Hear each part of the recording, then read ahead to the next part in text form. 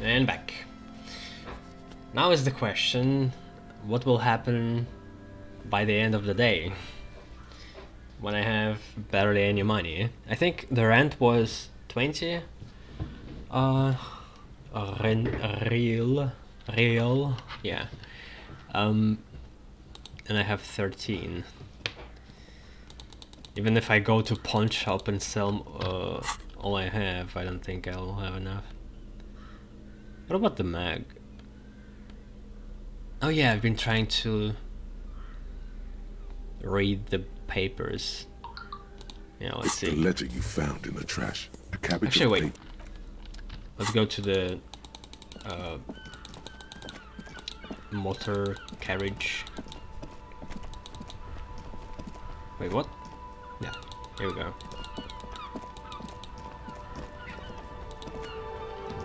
Inside, you see a set of steering levers, a radio microphone, a pull-out toolbox, and the soft glow of the fuel preheater How do I turn on the headlights? All right, ready? I turn, you press start. It's next to the preheater. He's downplaying his excitement. The lieutenant is more than happy to show off his precious carriage. The dashboard lights up with orange glow. The rounds per minute gauge jumps, and the engine of the Caprice Canadian comes to life with a whiny growl. That's a strange sound.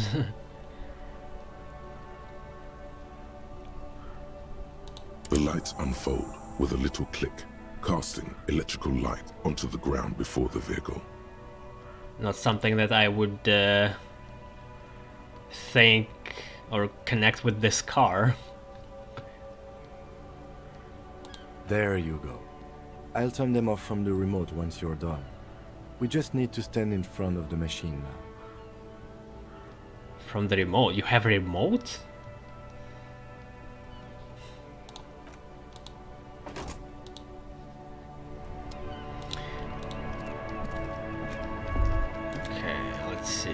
As you hold your ledger's clip under the headlamp, an iridescent hologram appears. A street grid and the veins of a great river. A familiar sensation washes over you. Oh god, don't die from looking at the light now. There she is. Revachol West. There is a note of pride in the lieutenant's voice. Around the borders of the watermark are dozens, no, hundreds of micro perforations.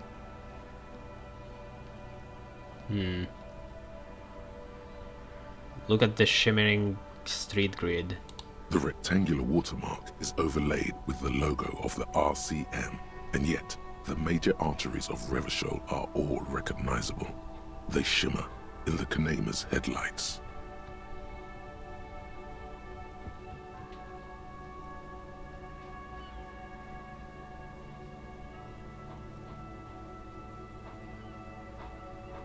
Look around. You catch a faint glimmer from a broken beer bottle in the distance. Sounds. Two men engaged in a drunken argument, followed by the closing of some distant window. Ah, Martinez at night. He smells the air and says, where are we on this? Let me see. He takes the ledger for a moment and inspects it. Right here. He says, his finger near the top of the map on a segment of coast jutting out into the great ocean.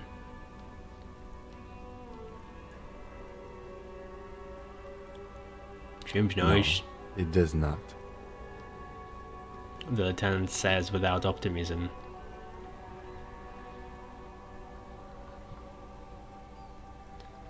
Look at perforations. There are many of them, and they are divided into 3 separate rows. Tally up the different rows. The first row has 18 dots.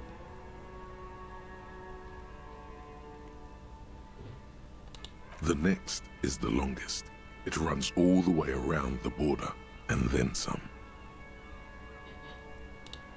You count 216 perforations. Considering that nice, large number, a wave of pride washes over you. Though you can't say why, precisely. I don't understand what the fuck are we doing. Is this going to help us to get any information? The last row has 3 perforations. So 18 to 116, 3? That's it. Okay, what do all these holes mean? Point to the dots on the watermark. Those are perforations. They represent your record as an officer of the RCM. They are your statistics, as it were. I should have guessed you'd keep a record. Officers often do. Let's take a look.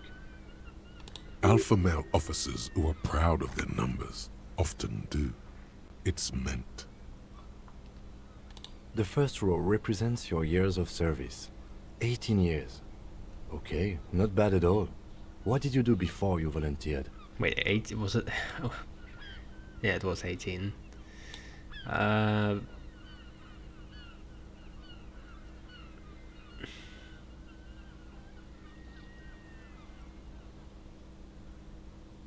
Why are you asking? You know that this person has no recollection whatsoever.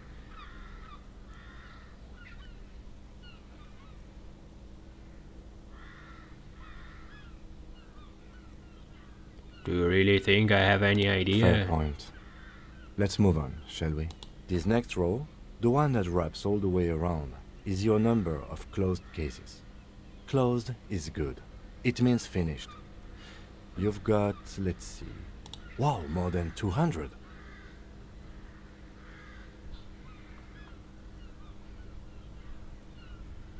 $216 to be exact. It's quite a lot, even for someone who's been on the force for nearly 2 decades. Usually, clearing more than 10 cases a year puts you in the 90th percentile of all RCM officers. I mean, 18 years, 10 cases, and we have 216. We are a bit higher than...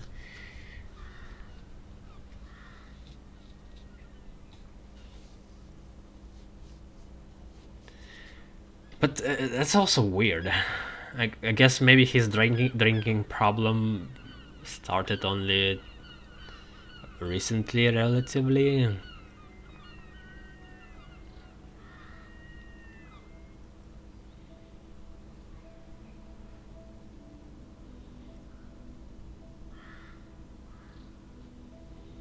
See, Kim, I told you I was a superstar cop. Call it what you want. You were a valuable member of your precinct. Now, let's look at the last row. Right. Those are your confirmed kills. You've got precisely 3 perforations there.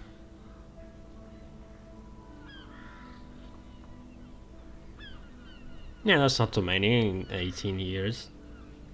For an RCM officer, especially Precinct 41, which is in the Jamrock quarter, it's rather tame.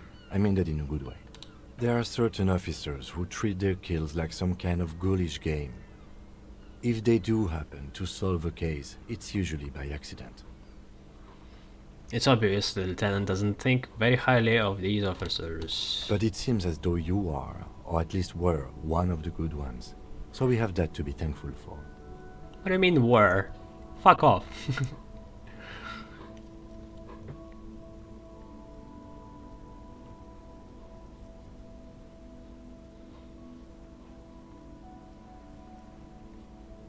How do you handle the strain? Everyone has their own method of coping. Some more effective or self-destructive than others. He gives you a meaningful look. Personally, I find it helps to keep up a few hobbies. Like what? Oh, this and that. Let's not get into it now. Maybe I should find a hobby. I already Why have not one. gardening? You've already got the yellow gloves. Emptying bottles of hard alcohol. It's meant in earnest. Please don't mistake it for a jab.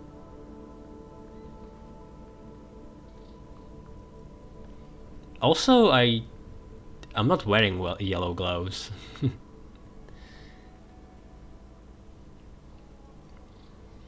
Have you ever killed anyone, Kim? Yes. How much? It's not a problem for him to state it, however. Yeah, share your stats, Mr. Perfect. Thanks for this. The lieutenant nods.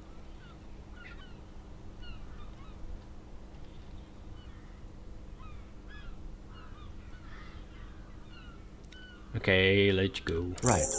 I'll go turn off the lights.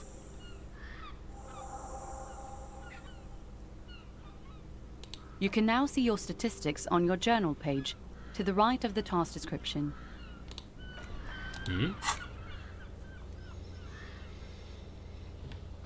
Whoa, what is this? Superstar 4, Sorry Cop 5. I'm a sorry superstar. Communist, fascist, ultra-liberal, moralist. Good cop, bad cop. Why is this? How does this work? How can I be both?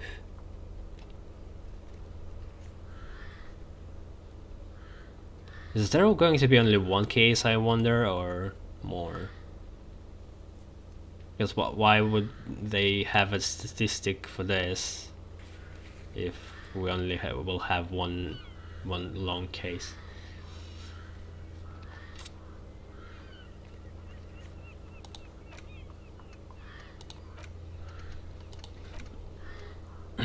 Read your ledger and name the case. This case needs an official name. Go to your inventory, interact with the damage ledger to give it one. Finding the right line may take some time.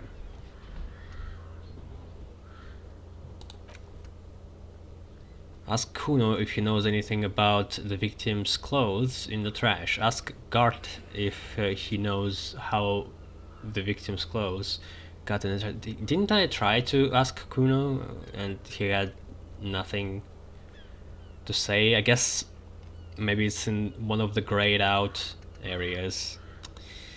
I hate that. They like set up the mechanic so it would be easier for you to navigate and see where new things are and where are repeats, and it doesn't work sometimes. And we have level up.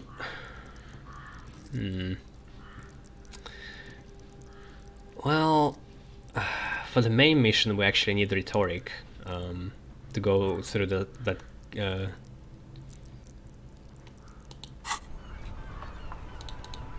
guy, right?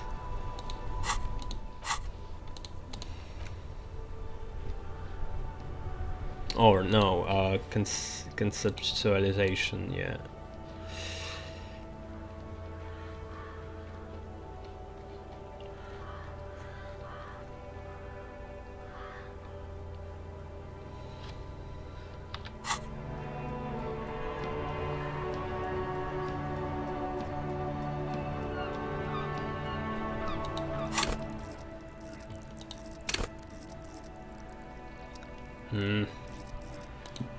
I don't like that these have like two functions.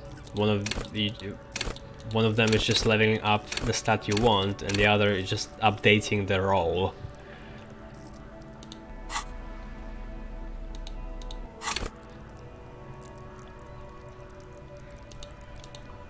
Because I would like to spend more on this.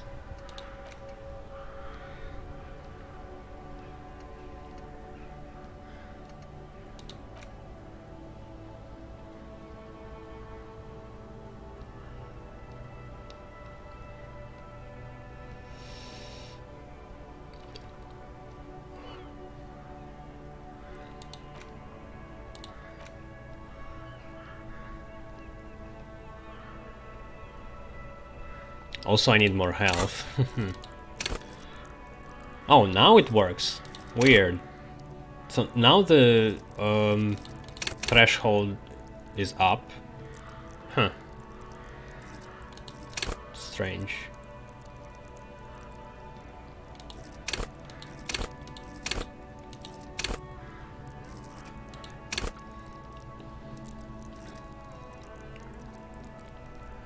Well, let's go, I guess.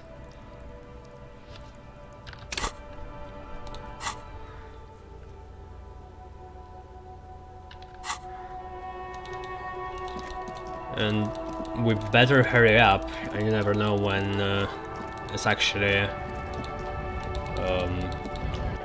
too late for continuing. Great River Shoal Industrial Harbor.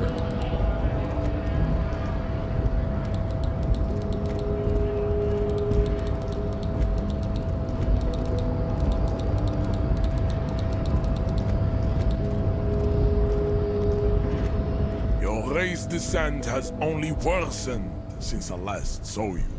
You have really let yourself go. Can show him the mug. Know anything about this mug? He does not so much as glance at the object.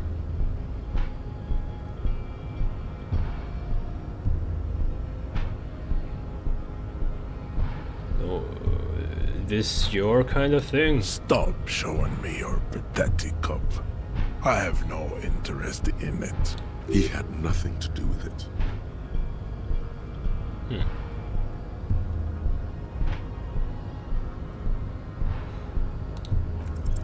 Ask what kind of races there are first. Classification is core to this stuff. What the... how does it called? The race in real life. I just forgot. It's near Archipelago.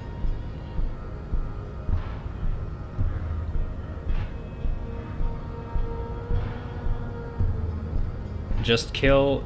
No. I can't give you a Liam Neeson expression. I barely... I have like 1 or 3 voices. That's my range.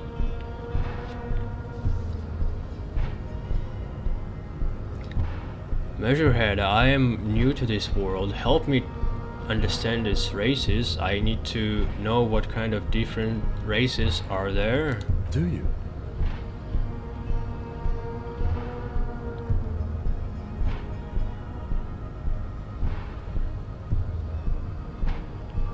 This is for the thing. The lieutenant looks toward the harbor's electronic door, and then, to you, he lets out an audible sigh. You are obviously a liberal, Sailorite. A polyculturalist. I can see it from your love of microtechnology and your sartorial choices. Do not deny your friend the truth you have denied yourself. He sniffed out my liberalism. There are 3 categories of race. Type A, the heroic races. Type B, the servile races. And the vile CF race cauldron of pederasty. Which one do you need education on? The last one sounds interesting. I knew you would go straight for the vile cauldron. Everyone does. You need to first learn about Type A and B to appreciate the depravity of the chimeric races. Yeah, I mean, otherwise, it just won't make any sense. The woman twirls her hair. Yes, it would seem nonsensical. Then why do you ask which one? Just go then from the beginning. Those are the Simones, the Areopagite, and the Occidentals, excluding the Maun, of course. The Maun are riddled with eczema to the point where they find it impossible to smile. They are all lactose intolerant, a common result of inbreeding. So, accidentals here mean just Europeans, I guess. Areopagites? I have no idea what that's supposed to be.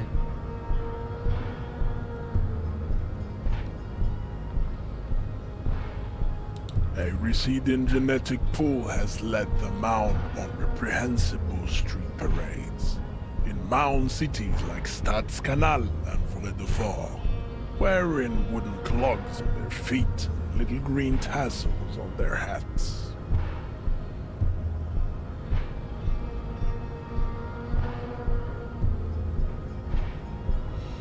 Wait, who exactly are the Mon? You know them by the names of their nation states. The Oranese, the Gotwaldians, and the Königsteiners. My people simply call them Maun. Mahun is a derogative term for First World people of Gotwaldian descent. They do not all have eczema. Also, people of Katla, like the Suru and the Uhu, are much more lactose intolerant. Okay.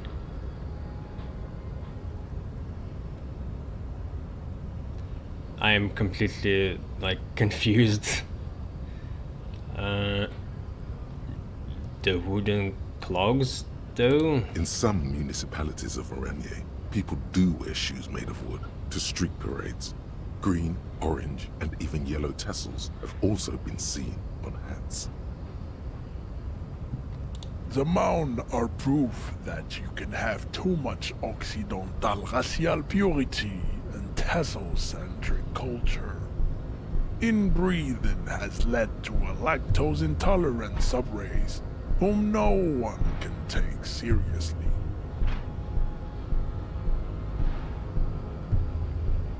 Like, aren't people lactose intolerant when they grow older? And, like... why does it matter? Also, like, drinking milk, if you think about it, is strange if you are already grown up. It's like basically imagining that you are just sucking on the TT if it was in the wild. Just keep doing that.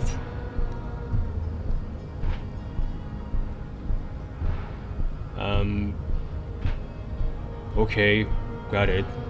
Who are type A then, in your view? The Vespertines and Messenians of Vesper and Messina, the ancient Meteorans of Meteo by the golden Pisantic Sea, the Suren of Sur-la-Clé, and even the North Königsteiners, all have type A race propensities. Okay. The other large Mondial civilization, the Mesk, are too yellow and oleaginous to count as a heroic race. True, they are violent and expansionist, but they have a glandular problem. He draws his finger across his face. So, since he calls them yellow, I'm guessing he's talking about Asians. And, well, they are called here Mesk. Mondial civilization. Overproduction of sebum. Sebum is leaking into their brains, making them listen to El Mariachi music and eat toxic minced meat-based food, which in turn only produces more sebum.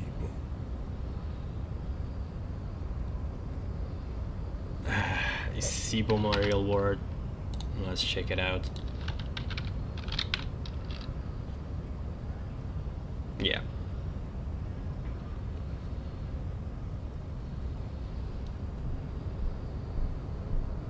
Is an oily substance produced in the sebaceous glands. It mixes with the fat molecules called lipids to form a protective coating on the skin's surface.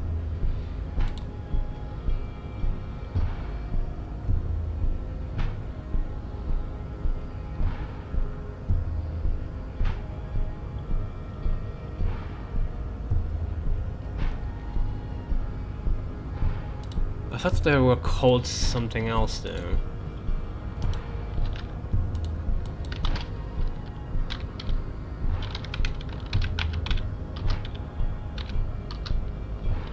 Acne.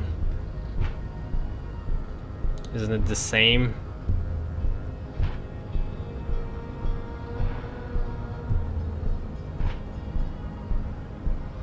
Nah, whatever. And who are the Semines and Areopagites in this? As proven by the Mound and the Mask, Occidental Type A is in retrograde. The Semines and the Areopagites are on the ascent.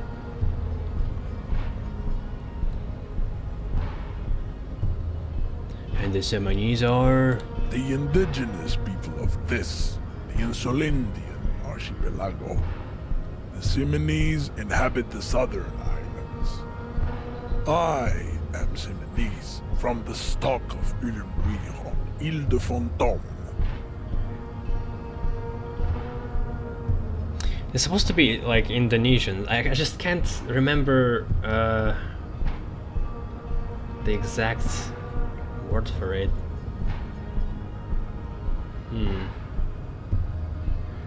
And the Areopagites? The Areopagites are the master race of the Ilmaran deserts. The Semines are descendants of the Areopagites. We came here during a heroic migration from Ilmaran to Ansuland. Thousands of years before the lactose-intolerant Mound written Occidentals discovered this place. I guess they are Africans? Areopagites? Or Arabians?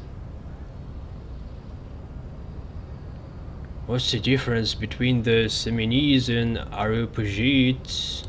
The Areopagites are sleek, long-headed. The Semines are powerful, mesomorphic. The former is an immutable progenitor, unchanged since the Super Isola of Pericarnassus. Ancient brains rest in their slender skulls. He falls silent, contemplating the beauty and the mystery. Or maybe it's something different. Maybe it's supposed to be a different race, not connected to the real world. The latter is perfected and adapting. Together they form the Semeno-Areopagite or Simeopagite super race. That is all. There are no more Type A races in the world. Hey, what the fuck? Didn't you say that mixing up races is bad, and now you just... If you mix up certain races, then it's a super race. Okay. Nature was not capable of more.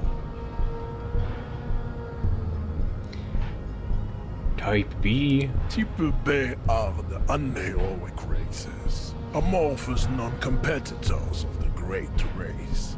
The Khoikos and the Vacholier, they are mud-colored people. The Khoikos of Grad, Yugo, Zimsk, Shest et al. Are what you would call white, officer, in a suspect description.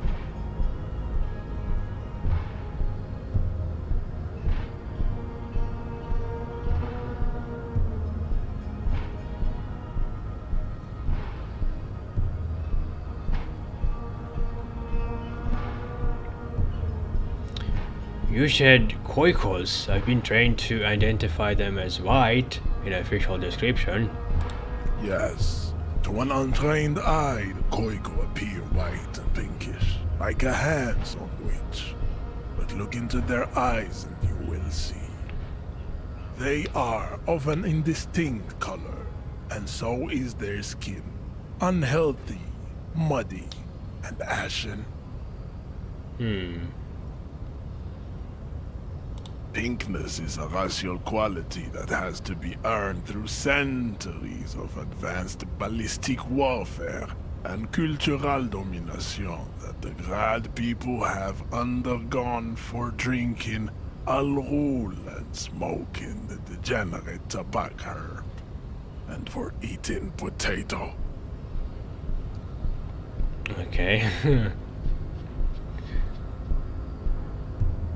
The Khoikhoi, the countless micronationalities of Grad, are all inexplicably obsessed with Podat. The only thing they like more is dividing into microscopic ethnostates, like political amoeba. Wouldn't he be one for ethnostates?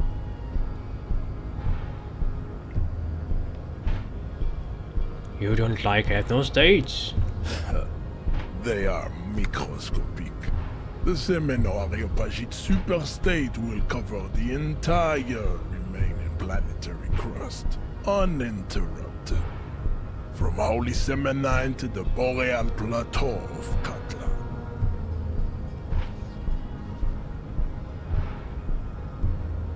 Semeno-Areopagite. Its leaders will be the genetic epitome of the Semenese and Areopagite stock, elected by nature, not the base inner spoilage called demos. And the Vaculiers you mentioned? The Vacholians, halfway between Type A and the Racial Cauldron. Two makes to know right from wrong. You tried your degenerate little evolution, which was the single greatest failure committed by humans in our 82,000-year history on this planet. Is it 82,000 years that we've been recording history? You have very little idea of what is happening, but that seems a little off.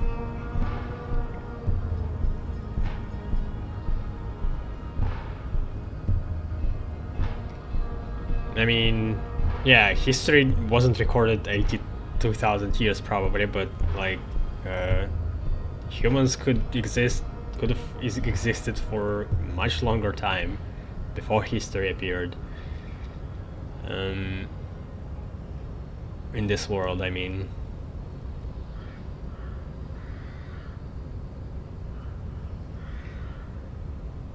I'm pretty sure history hasn't lasted that long. The mysteries of the people of this planet are a tragedy that has played out countless times over, like a fever dream of skin, hair, and bone. Wake up, naive Chespius. I've heard about the revolution. Mistakes were made, but it was the right stuff. You're wrong about it. That revolution was perpetrated by the degenerate left-wing marauders, not all the people of Revachol. So, in order to get through him, I think I need to just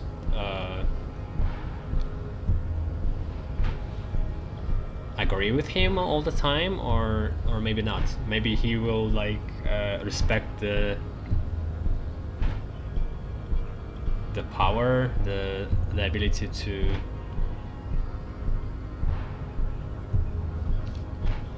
I don't know.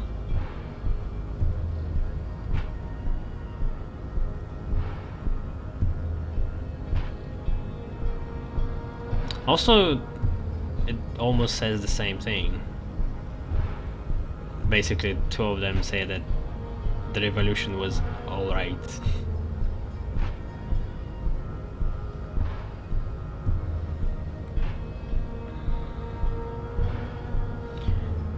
That revolution was prepared by degenerate left-wing marauders, not all the people of Revachol. The revolution came to Revachol from Grad, in Zaraz-ridden potato carts. It is literally an illness, a prion disease that leaves the parietal and frontal lobe ridden with holes. A soft, sponge-like mass of dementia, hallucination, and paranoia. The revolution is fatal familial insomnia. A hereditary prion condition passed from the Koiko to the Occidentals. But not sexually. Probably through trade roots and potate acid, the prime component of the potato plant. Oh, he's serious about this.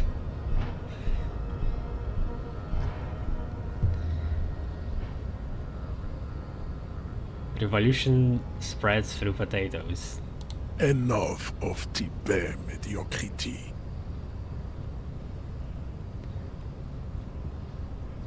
Tips CF are a museum of failed chimeric experiments and tragic maladaptations. They are tortured creatures waiting to be put to sleep. Your morbid interest in them worries me. Chimeric experiments. Lesser races like the mosquito, a grotesque mixture of a masked woman and a Seminese man. Only possible if the mother is masked and the father Seminese. The other way around, they fail to produce offspring. The mosquito is born sterile, like a donkey. All they have left is to ride customized motor carriages with hydraulic suspension, listening to aggressive El Mariachi music to vent their impotent despair. It seems unlikely that two human beings produce genetically sterile offspring.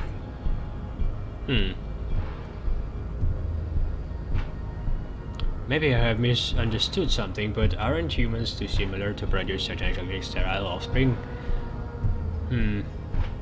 I hope it won't get me into trouble, because my goal is to actually pass through him.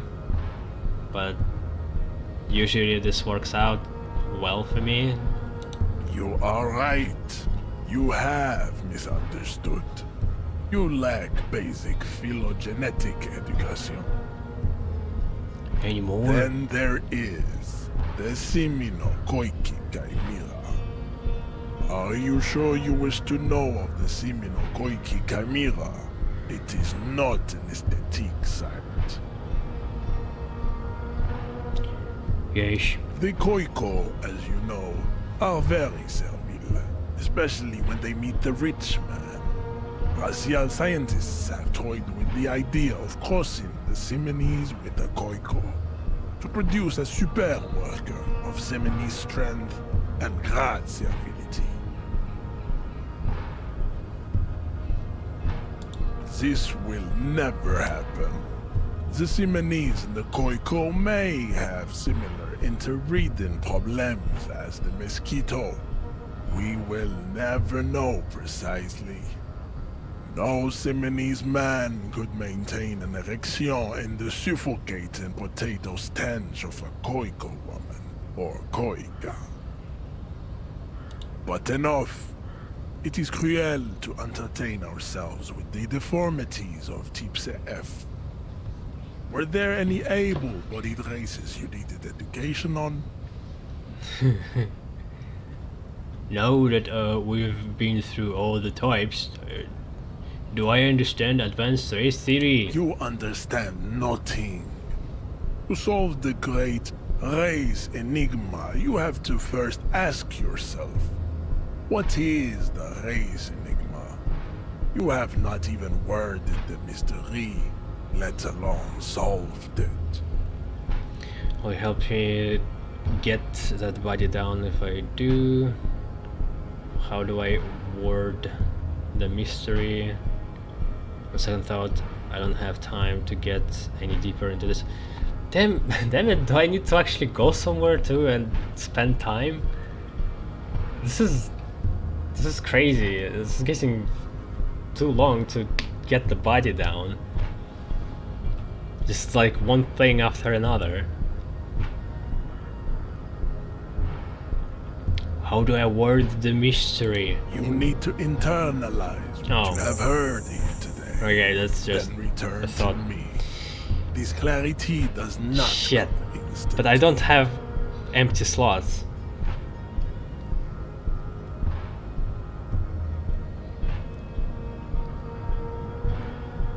I cannot possibly imagine what else we have to discuss, Tibere Vasholian. Your love for disco music and venereal disease?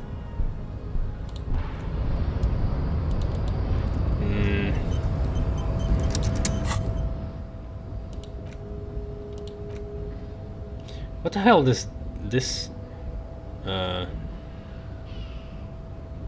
gives me? Like, maybe it's just visual. It's like light bolt.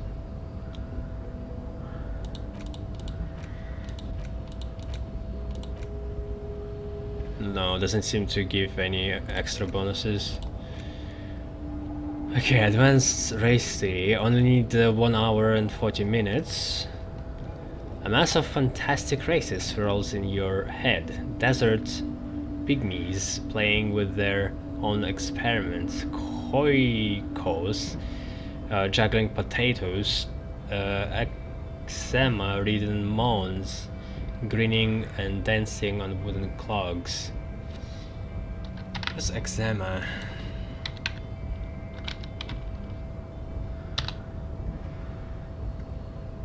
Another skin disease condition.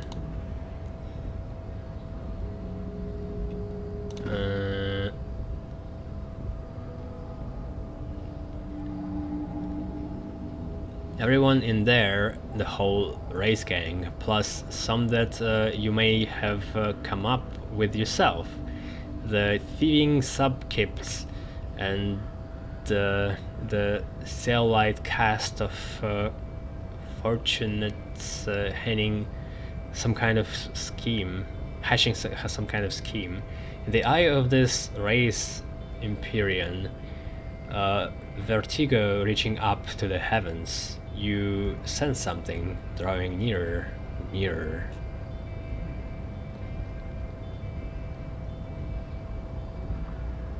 -1 drama fooled by absurdity.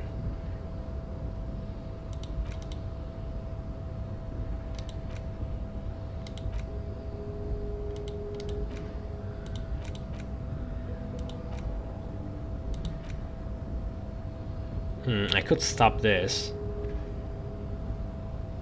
I didn't pay anything for this, right? And I never tried to stop something. We'll see if it actually pauses. Yeah, it does. Great.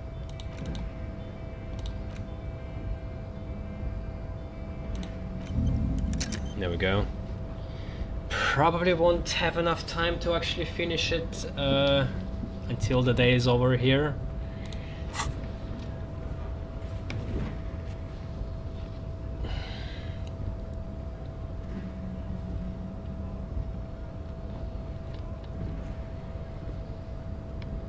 What is the race enigma? Put the advanced race theory idea into a free and internalizing slot in your head. If there are no free slots, free one up. Then pass some time and then it's internalized. It's internalized, return to measure head. This is how thinking is done. It's funny. I think it's like supposed to be first tutorial.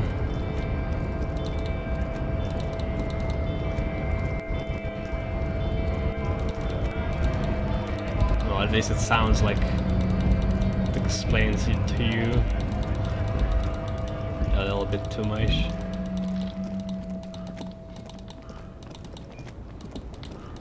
Okay, let's see if we have anything else here. I bet I missed something. Also, yeah, I could have went to the bookstore and I didn't. Let's check it out. I also could talk to Kuno about, I think, clothes.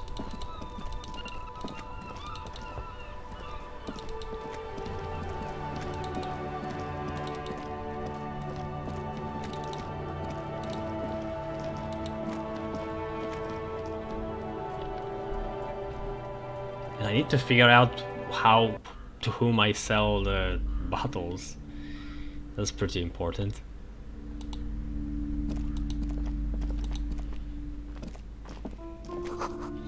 Gift books and molten candy.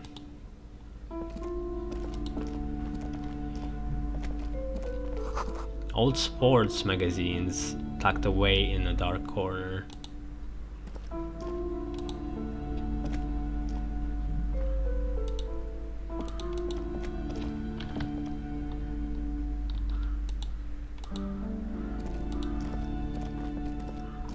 Welcome to Crime, Romance, and Biographies of Famous People. My name is Plaisance. The clerk extends a greeting. Be welcome, and please take responsibility for the energy you bring into this space. Yeah, I have certain energy. You may say that.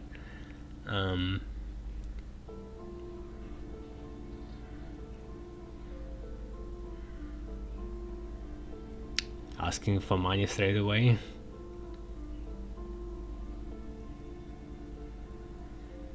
So why are you the owner of this store? I am the proudest owner of our little shop of culture.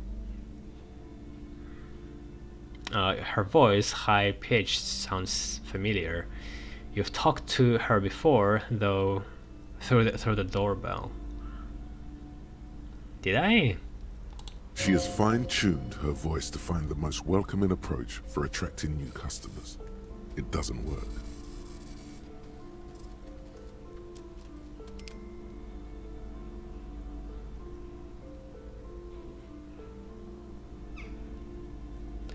Your daughter is the one standing outside the store, right? Annette, yes, my daughter. I hope she wasn't slacking off again with her nose in science fiction. Tell me, was she at her post, doing her job like a proper girl?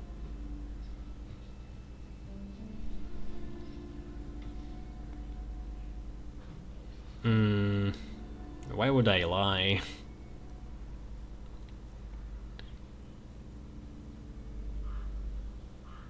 Yes, of course. Wonderful. Did you talk to her? Yes. Great. On a scale of 1 to 10, how compelled were you to buy books after talking with her? Her opinion of her daughter depends on how well she lured you into the store.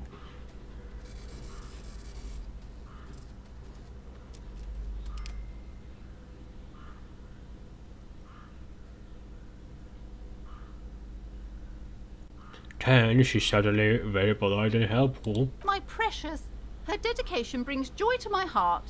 If you have children, I hope they turn out as great as my Annette. The way you're handling her strikes me as wrong. Annette is quite a trooper. She has a great value add. I'm here to dismantle the free market and abolish child labor.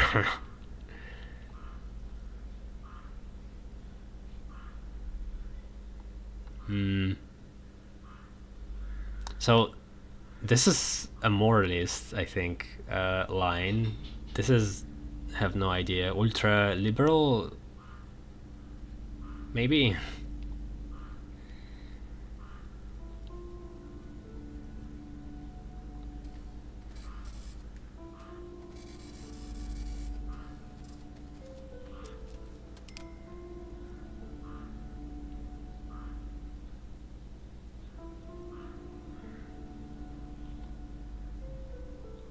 I'm here to dismantle the free market and abolish the child labor. You must be kidding. There's nothing like that happening. Depends. How much do you pay the kid? Good sir. What does a young child do with money anyway? No, I save it for her, as a fund. She's securing her financial future out there. Such criminal behavior would not happen in more developed countries. In some more developed countries, this... okay, repeating. after my thoughts. In some more developed countries, this sort of thing is to felonies, child labor, and slavery. Those countries will realise they've raised a lazy and spoiled generation. Are we done with the jokes now? Her tone is decisive, not at all angry at the insinuation. Yes, we've had quite enough fun here. Right. The lieutenant taps his foot. The way you're handling her strikes me as wrong. Mind your own business, sir. In our society, people don't get to tell each other how to raise their children. It's none of your or anyone's business. Denial is the way she copes with criticism. Okay, let's change the subject. The woman before you scans the store, her shoulders rigid and tense. Every now and then, she nudges her glasses.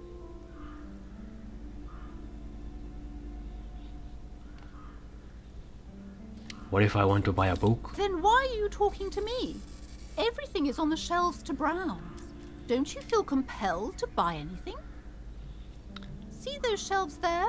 Go. Be drawn.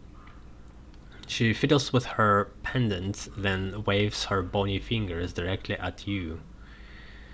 So what the types of books do you have? Everything is on the shelves. Take a look yourself. The shelves compel you, don't they? That's funny. She's attempting to mentally direct you towards the shelves. She only wants you to buy the goods. She doesn't care about the books. Do you even know what books you have for sale? Truth be told, not really. My sister brings in most of the goods. I'm sure it's all very literary stuff with well-written prose. But you don't learn about the important things in life from fabricated stories.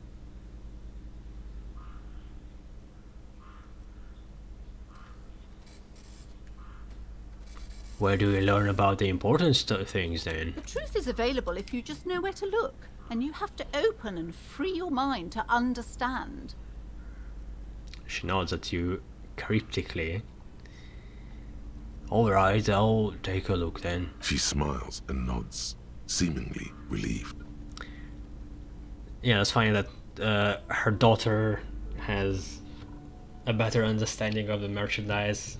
She learns about what she sells and actually tries to do it when this abomination is just I don't know, it's almost like a caricature character really. It seems even one-dimensional, but I guess some people could be like that, could exist easily.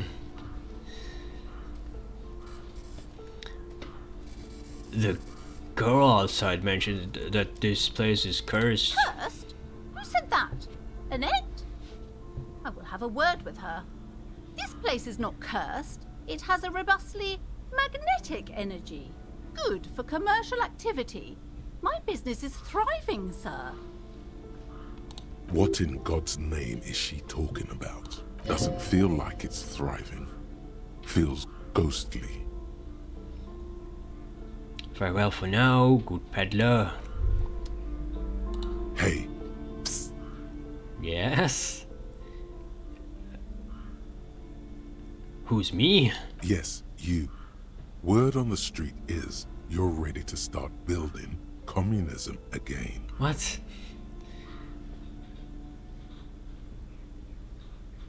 Again? Yes, you're ready to start building communism again. You've built it before. They've built it before. Hasn't really worked out, but neither has love.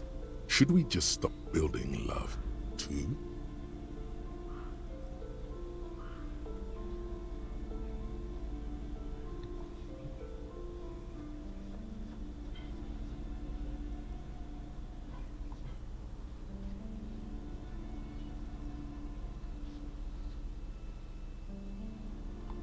Yes, we should all stop building love. This conversation isn't really about love.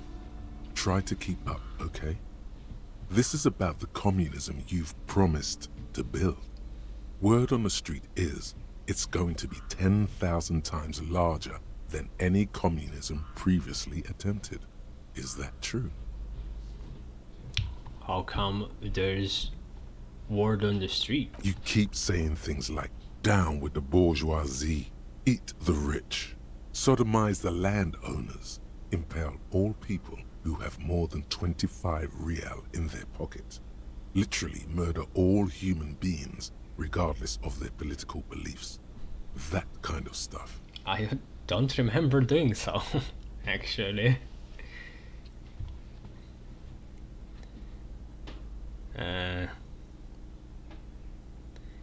I've said some mildly left-wing things, but none of those. Oh yes, the mask of ambivalence. Don't deny it. You're about to rip it off and reveal the monstrous seven-eyed lamb of global communism that would devour and masticate mankind.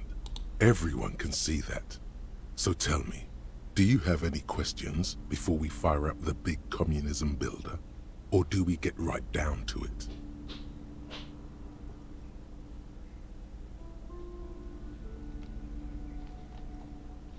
Wait, first, what this communism is about? Failure. It's about failure. Failure? Yes, abject failure. Total, irreversible defeat on all fronts. Absolutely vanquished, beaten, curb-stomped and pissed on. Until you came along. You will reverse the fortune of the workers of the world. You alone, against every living thing, against every human alive. 800 trillion real in the hands of an impossibly well-organized ruling class. Towering city blocks of bankmen who have the ears of prime ministers. Million-headed armies of nations and the love of your own mother.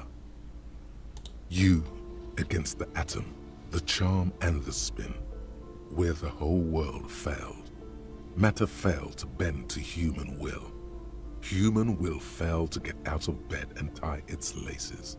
You alone, single-handedly, will rebuild the dreams of the working class.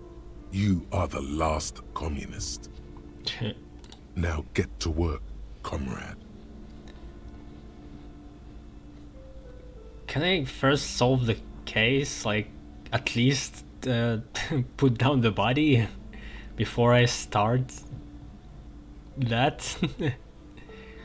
It's too tiring. I don't have it in me. I'm beat down and broken. Very well.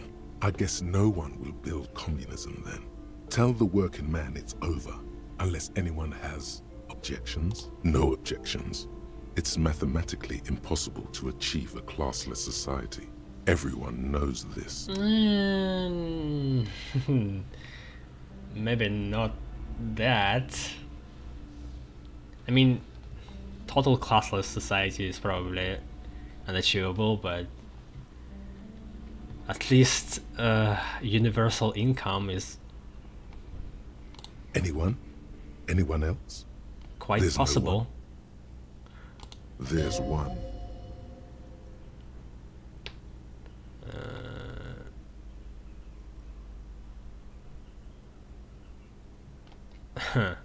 So different parts of the brain are going in on an argument. What should I do? You should build communism, precisely because it's impossible. No, shut up. I don't want to lie down and let the water carry me downstream. Uh-oh. Do I see a red tint or... No. It's been like that.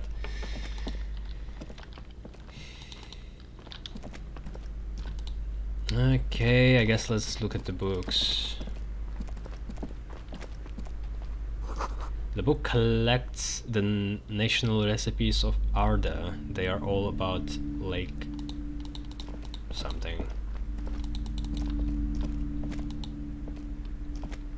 A small mountain of colorful board game boxes. There are numerous types of games for all ages. A lot of shelf space seems to be taken up by Wirral-related merchandise.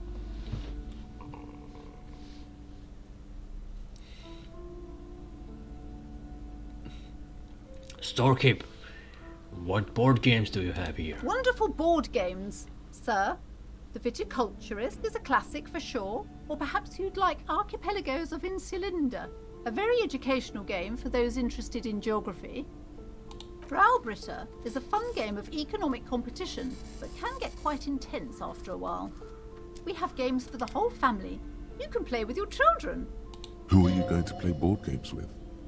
Do you have friends or family?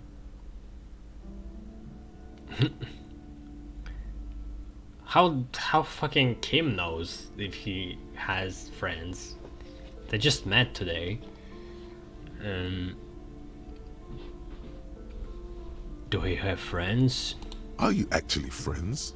Oh, or just colleagues okay, thrown never together mind. by circumstance? He's talking to himself, asking himself if Kim is his friend.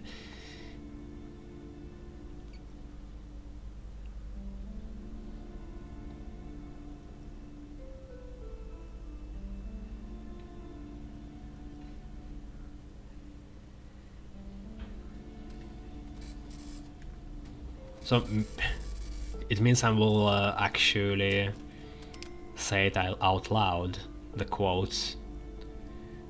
To whom though? To myself?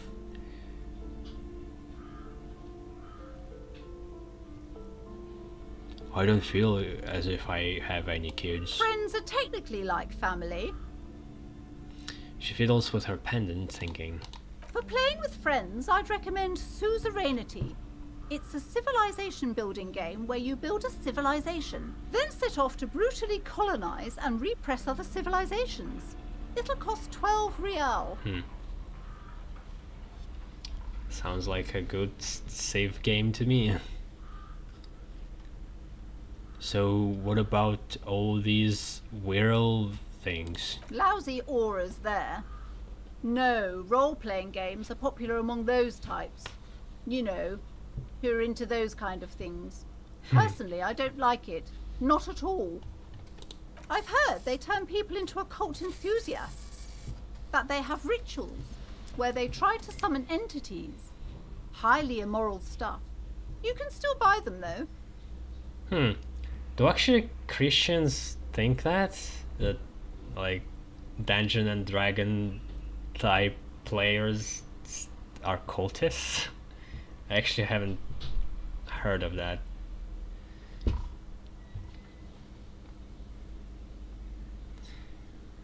Look through the pile of Wirral related items. An endless variety of source books, lore books, and codices litter the table. The topmost book is titled Welkin Compendium, 2nd edition. There's also a large hardbound tome with intricate cover art, The Hunters of Katawak, Boreal Creature Compendium, and a Pick Your Path adventure game book titled Tales of Wirral, Cavern of Velkrag. Books in a board game section? Who wants to read books?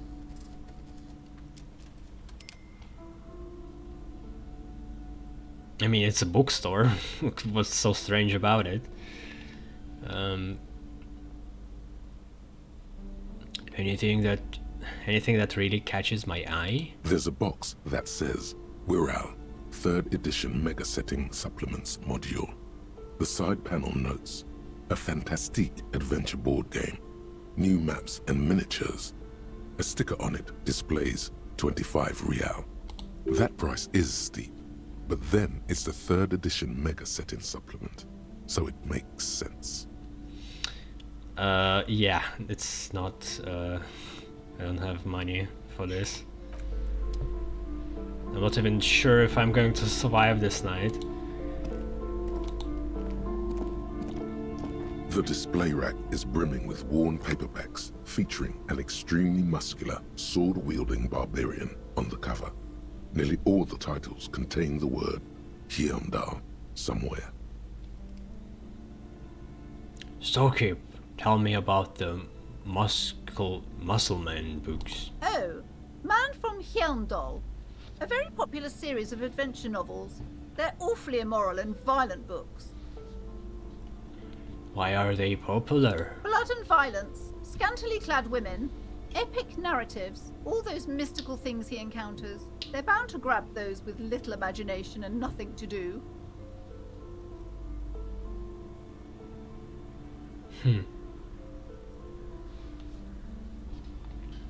Sounds good. Which one I start with? What does it matter? They're all the same. However, the customer is always right, they say. She rolls her eyes, then fiddles with her pendant. If you're a novice of the series, I'd recommend Hjelmdalaman, the man from Hjelmdal. It's supposed to be a good introduction to the series.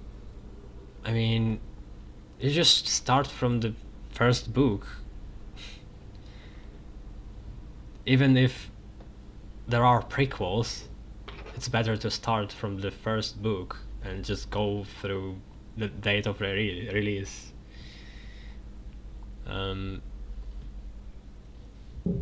Look through the display of books. Rows and rows of Hjelmdalamen blur your vision. You make out some titles. Man from Hjelmdal and the Mammoth Riders. Man from Hjelmdal, Return to Hjelmdal. And the solipsistic Man from Hjelmdal and the Hjelmdal Man.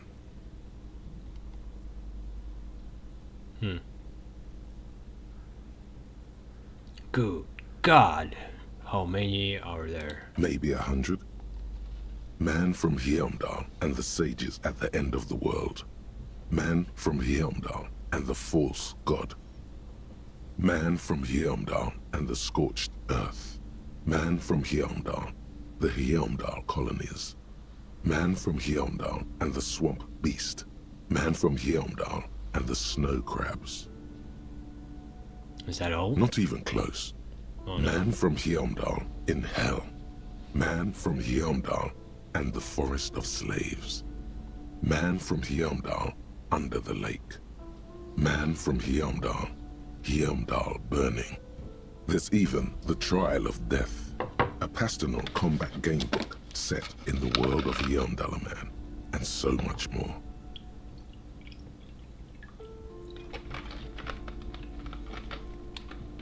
Why is this a pain threshold check? It's just this physical thing, it's not mental thing. I guess it's because it's about the barbarian. Still kind of strange. Do any of the books call out to me? Nothing of interest. Only silence and the cosmic background pain radiation. Yeah, I'm not really interested.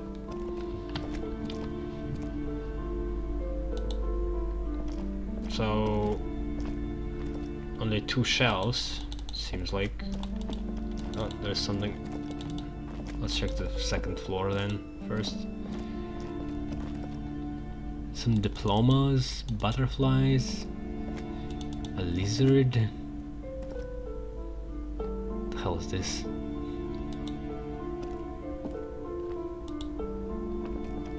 These shelves are overburdened with books from the same series. You see the name Dick Mullen over and over. That would be kind of interesting to read, actually. To learn more about the character.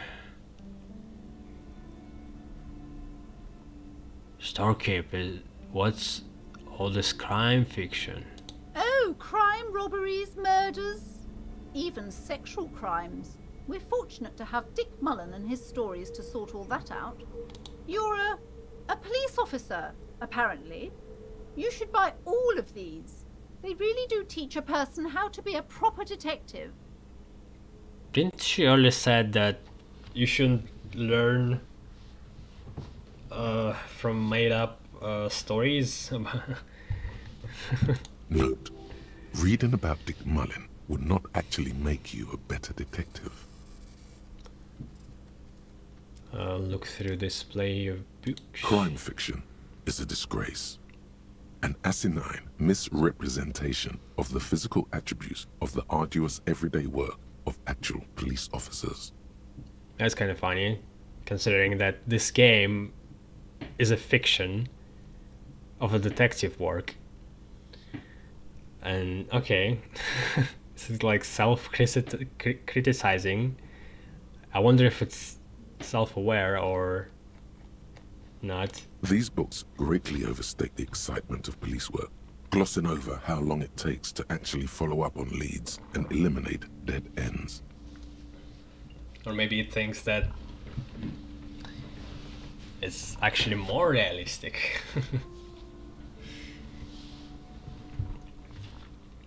What's more, they completely ignore the psychological hardships of year after year coming into contact with people during the worst days of their lives. Not a single mention of all the stress this work creates upon the officer's family. Detective fiction just doesn't tell the truth at all. Now, would you like a list of all the books found on the shelf? That's also not true. Like, there's some, it's almost like a cliche. The warrior of the family, this constant wife that asks a police officer not to, like a detective not to follow up some case, or just saying that he's not gives the family enough attention. That's such a trope everywhere.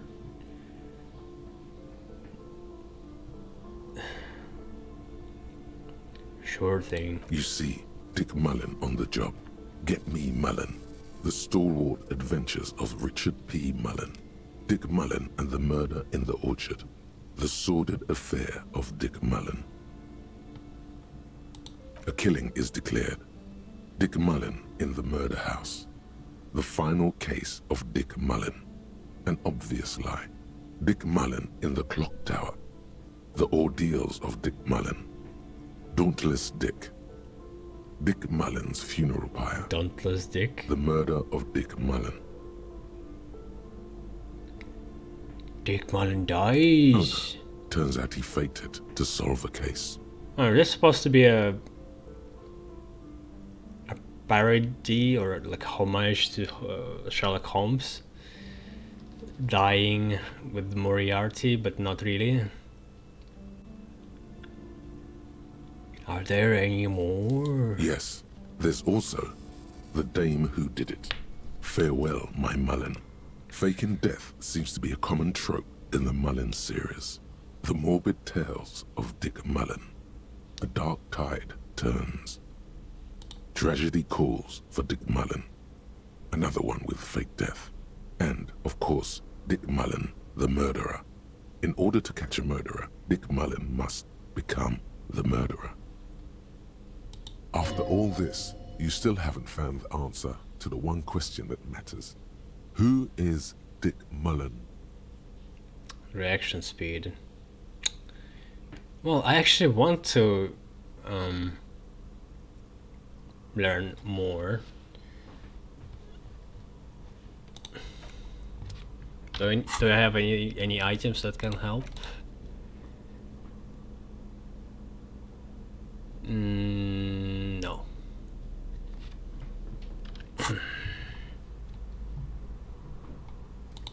Let's leave it for now.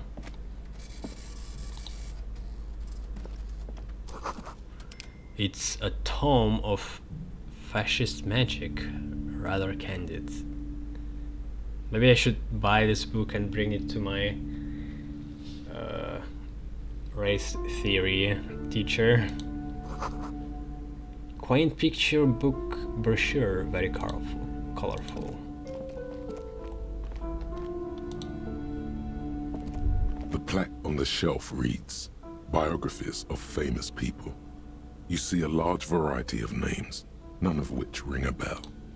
So what was the name? Oh. Everyone knows the most interesting thing about fascists was their magic. Shelves full of biographies of famous people. whoever they are. Storekeep, anything of note in this shelf? I would say... The Greatest Innocence. Yes, most certainly. It's an important educational tool, delving into the depths of history, religion, and their relation to innocentic power.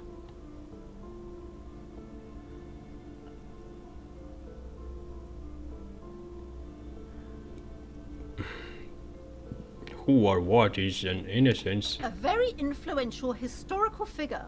But surely I don't have to tell you that. You're a law officer, and law officers have at least some education. The book is also very daring. The author aims to re-examine the universal understandings of the innocentic system, creating a fresh vantage point and a shift in the tired order of things.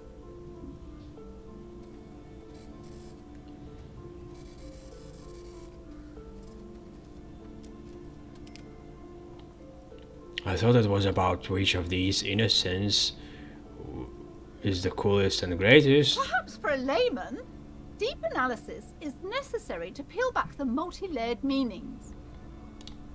Do her words seem vague and abstract to you? So you would recommend it? Certainly. It's prudent for a person to have at least an elementary understanding of history and society. Imagine the chaos we'd be in otherwise. You feel like you should get this one? Definitely. It's important somehow. There's something personal inside. This is the hunch speaking.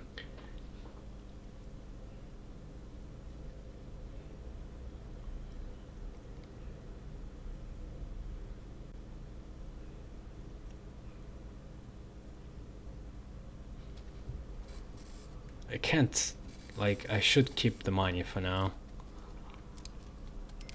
Browsing through all the books with all their names makes your head spin. None of these seem important or relevant. It's all just vapid egoism. Suddenly, a particularly odd title catches your eye.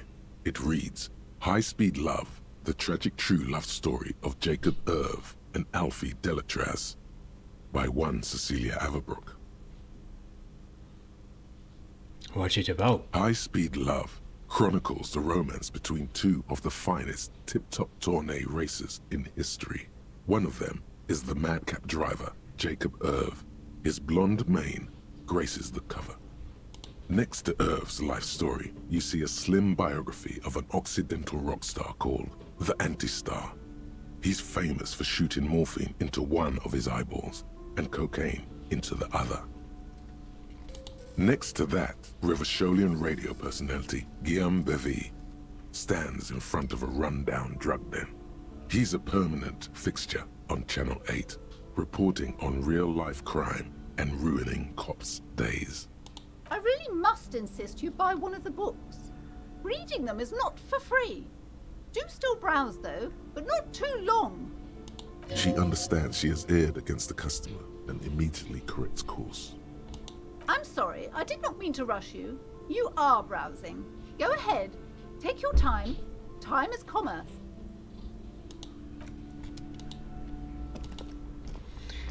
Just look at this guy.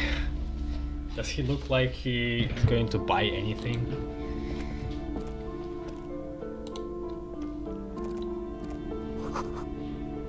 Another boring book, just discard it here. This bookstore is not strictly about crime, romance, and biographies of Paranormal famous books. people. There's also a wide range of paranatural literature. Ooh. Storekeep. What books are these? Sir, please, no browsing on that shelf. That wisdom is not for free. Okay, this is the second time it happened, but now that this character, when they don't actually do the hum, but say hum. I can't have you end up, like, opening a police store next door and stealing my customers. Oh no! What is she talking about? Amidst the various books, you find one written by someone named Matthias W. Dundas. It's about wholeness, unity, balance. These three things are very important to the working class mind.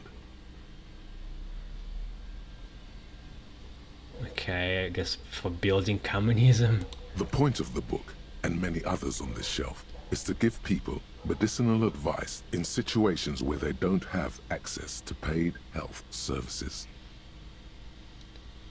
How does that work? Various Oh, paranatural shit. books still litter the shelf. Amidst Yeah, the various misclick. books, these three things, the point of the book, and it serves platitudes, while also telling everyone that traditional medicine, the kind people don't have access to, and which costs more than this book, is garbage, and would only give you cancer anyway, without even curing your cold or anything.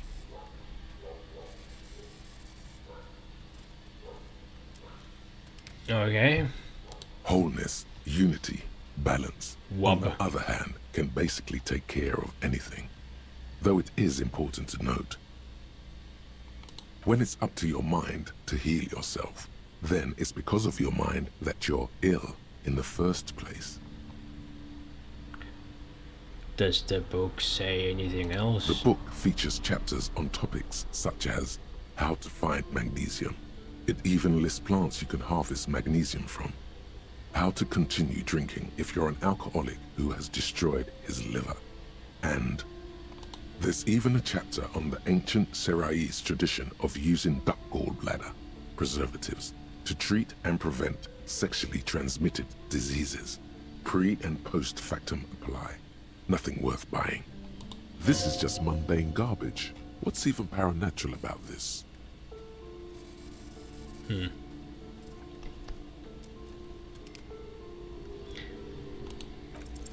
The throbbing in your head increases with every passing moment you gaze at this shelf. Suddenly, as if out of nowhere, a small green book becomes apparent. The title of it reads, Medicinal Purposes of the Pale. Pal. Not pale. The book contains very little explanation on the matter.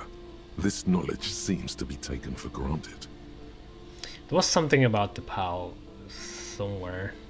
Oh, I don't remember by now.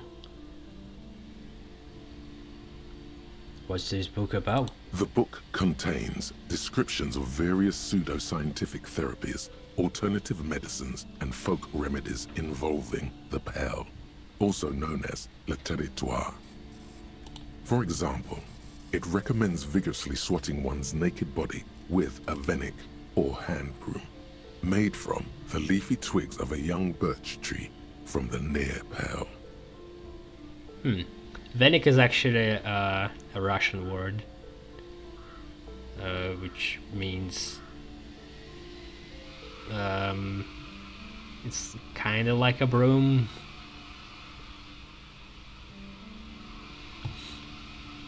But like made of hay.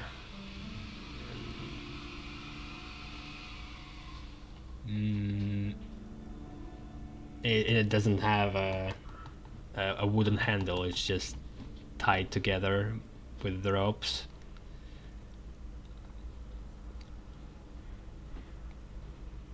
Sounds painful. It is supposedly invigorating and good for the circulation. How is this interesting though? Sounds like another garbage book though. What else? It also recommends consuming distilled spirits like vodka or whiskey that have been aged in the pale. Readers are instructed to cover these jars in a shallow hole just inside the pale and leave them there for 30 to 60 days, depending on the potency desired.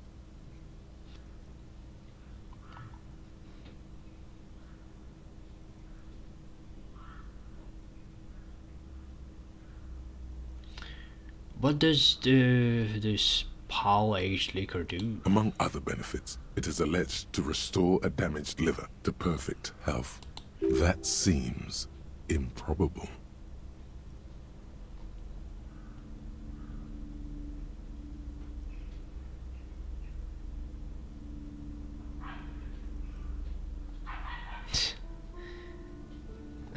I'm wasting my time here. I should probably get my hands on some of that. What else is in there? For general health and well-being, readers are encouraged to take regular strolls through the Pale. Though a sidebar cautions readers to limit each stroll to less than an hour. These strolls promise to cleanse the mind of worries and the body of toxins, especially if the perambulator performs this ritual in the nude. Nudity figures prominently in a number of these prescriptions. This is exactly what you need. Hunch? Really? Ugh. There's an entire section devoted to cures for men who are struggling to perform their marital obligations. I have no idea if he needs that. Excuse me, sir. I believe you've been perusing that particular volume long enough. If you'd like to continue reading, I must insist you buy it.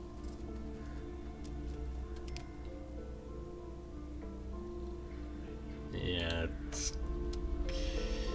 another garbage. I mean, I would like to try them all, but I need money first. Also, I'll make a break in the recording.